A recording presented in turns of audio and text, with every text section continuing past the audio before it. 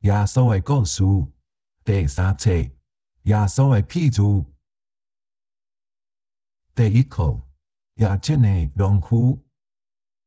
耶稣有讲真侪譬喻，耶稣讲譬喻的时，伊的学生甲真大阵的人做伙来听。伊所讲的譬喻拢真白。这课的故事是关系一个耶种的农夫。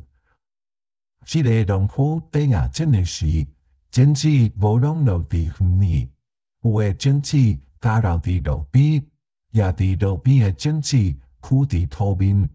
鸟仔飞来食遐个种子，食了，鸟仔常常爱食土地的顶面的种子，所以遐个种子袂通保个。这个园边有石盘，农夫所野一部分的种子加落伫石盘顶，这所在的土真浅，加落伫遐个种子有保个，有发起来。总是因为迄个土真浅，袂通定顶落去，有保个起来，总是真紧就打去，袂通大丛，所以种子袂通伫土浅的所在长大。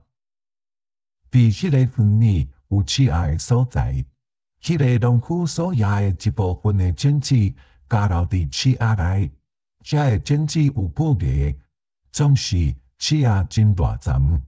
刺仔慢慢搁较大丛的时，刺仔抓爬遐个身影，因就打去，无一丛会结果子，拢是互刺仔抓爬。无偌久，只有剩遐个刺仔。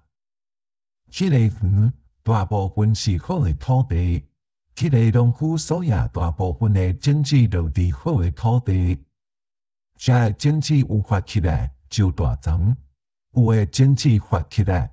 结实到100倍，总是有的种子有结100倍较低。耶稣的学生问耶稣讲：这个譬喻是甚么意思？耶稣甲因说明，伊讲：上帝在野好的种子伫咱的心内。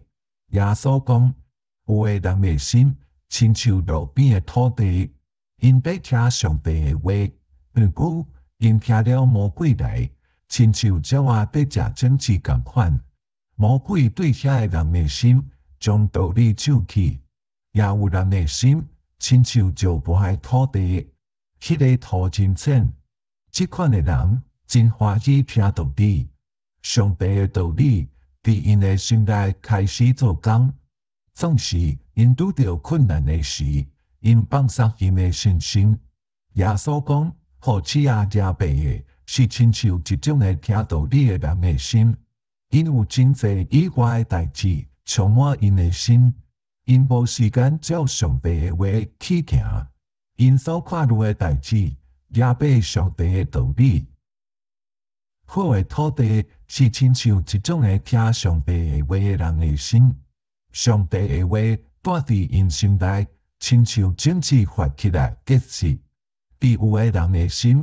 上帝的话亲像种子长大，结实100倍，有时也会通得比100倍较侪。